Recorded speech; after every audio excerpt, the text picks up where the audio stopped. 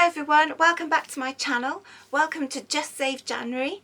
This year I'm trying to be extra frugal because I'm trying to save up for a bit of a trip for next year, and also because of a few family circumstances we're having to tighten our belts in a bit at the moment. But we are not daunted. We are doing this and taking some inspiration from World War II on the home front to try and live for less. And today I'm talking about that nasty little squander bug. Now, the Squander Bug was a cartoon character created back in World War II to try and discourage people from wasteful spending. He was quite a funny looking thing. I've got some pictures here I'm going to show you. My favourite is they made him into a wanted poster. And here we are. I'll try and see if I can show this to the camera because I'm not overly technical. I don't know how to put things in. I don't know if you can see this. Let's see if you can. Wanted for sabotage, for shopper's disease. Look at that. It was a nasty little creature, and it was encouraging people to buy things that they didn't need.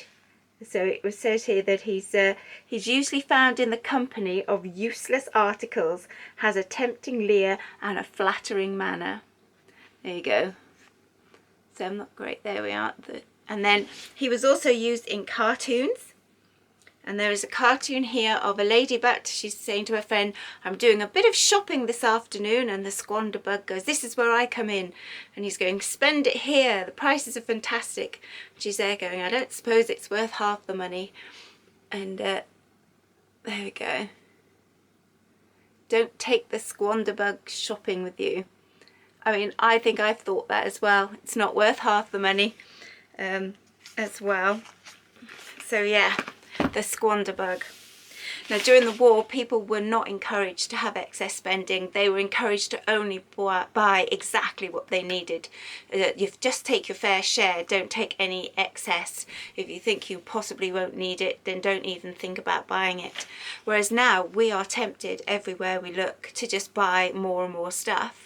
And shops are very proud of that fact. I mean, some of the shops, they even have these massive shopping bags with printed on it, I only came in for one thing, and you've gone out with a big bag full. So it's really hard these days. It's, you know, it's the other way round to what it was like in the war. And these days, if it's not even necessary, if it's just anything at all, you're just encouraged to buy it. They've got all the 3 for 2s, you've got the buy one get one frees, you've got the too good to go bags and all this sort of thing. Although a lot of the things I've seen, it's a lot of luxury items. They don't seem to do as many of the deals on a lot of staples and a lot of things you can actually make a meal out of. Like it's when my local shops, anyway, I can only go by what I've seen. A lot of the yellow stickers and stuff is mainly things like cakes. I suppose it's perishables, isn't it? So things like cakes, well, cakes are a nice treat, but you know, you can't make a meal out of them as such, can you? So I don't. This year I'm trying to just do the essentials. That's what I'm doing this year to save money, and I'm just trying to be very careful. And so this is some of the ways I'm fending off the nasty little Squander Bug this year. So I'm actually shopping less. That is going to be my big thing. I'm not going to the shops as often. So if I'm not at the shops, I can't buy it. I don't do a lot of shopping online anyway, so I'm going to stop doing so much of that as well. And I've even put a note on my phone going, do just essentials only, so that I remember when I'm scrolling through, I go, oh, but I don't do a lot of online shopping, so that's not going to be a thing for me. But it's going around the shops, so I'm going to just shop less. So instead of going, well, shopping for a week, I'm going to try and make it last longer in between shops. But I'm going to try and buy the same amount. So I've done this quite a lot throughout my life to try and make things last, is I'll do a week shop and make it last 10 days or 11 days. So I'm sort of shopping when I need to shop, not because it's a certain day of the week. Obviously, got to jig around my schedule to do that a little bit, and I know that's not possible for everybody, but I am going to try and see if I can just last longer in between my shops and make my shopping stretch a bit longer, so I'm just shopping less, and then that will be good. I'm also having a budget, a strict budget I'm going to stick to, and meal planning more, so that not just meal planning for the evening meals, but meal planning for breakfast and lunches as well.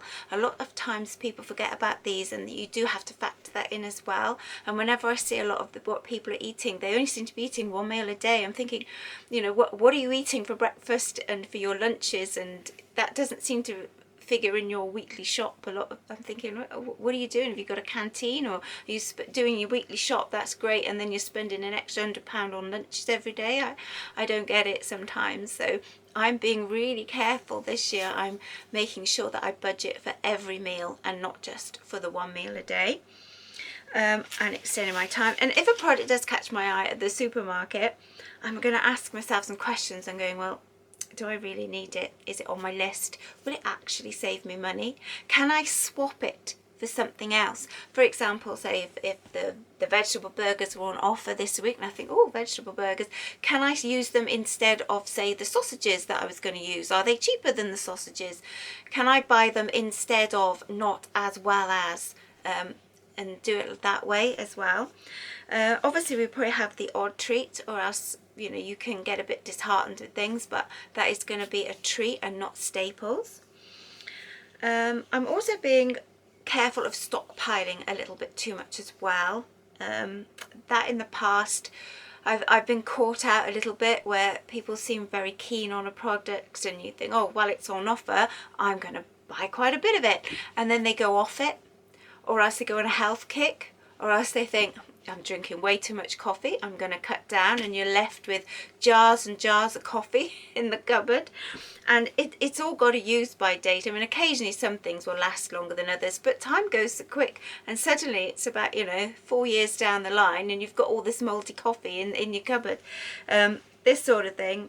Or as people just enjoying eating something else because the weather's changed, and we have very changeable weather here in the UK. So you've sort of stockpiled on hot soup, and everyone's going, oh, well, you know, the sun's come out, I think we'll have some salad sandwiches instead, and suddenly you've got like about 20 cans of soup in your cupboard that you don't need, that sort of thing. So I am being a little bit careful about overbuying things this year as well. I'm not going to stockpile. I have a few things. I sort of like to keep a few things in case we get snowed in the winter, which is definitely a thing here. Our roads get quite flooded, or they get very, very icy, and we're all single track lanes up here, and if you don't have to go somewhere, you just don't risk it, because it is just like trying to drive on an ice rink, and you know, and because it's single track roads and you've got something coming the other way, it's very hard to stop on the ice. So basically everybody around here has a bit of a snow cupboard with a few basics that they can sort of last for sort of at least a week or so, perhaps up to 2 weeks, without having to leave the house, just in case the weather is awful. So apart from that, I'm not really going to stockpile. I'm just having a few essentials, and then I'll use them up in the spring when the risk of the bad weather's sort of passed. And yeah, that's just a few things I'm doing. I thought I had another idea. I have got a little list I'm reading down here, but I must admit I can't read my own writing at the moment, so I haven't. But I think that's the main things. Yeah, I'm just going to ask myself lots of questions very quickly, because obviously I don't want to spend like whole days in the supermarket deliberating over every single product. I'm going to be sensible about this, but I'm going to stick to a budget, stick to a meal plan, shop a bit less, and try and make my shopping last longer.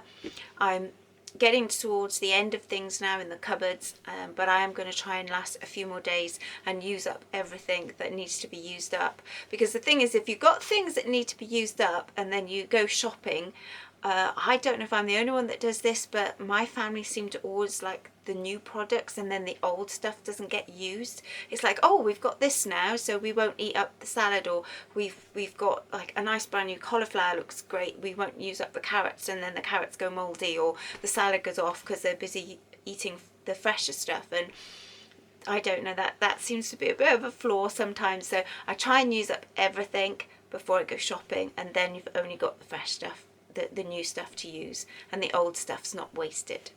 So that is a few things I'm doing to try and beat the squander bug this year. If you have any more suggestions, please leave them in the comments below, and together we can beat the squander bug, and together we can be very, very frugal.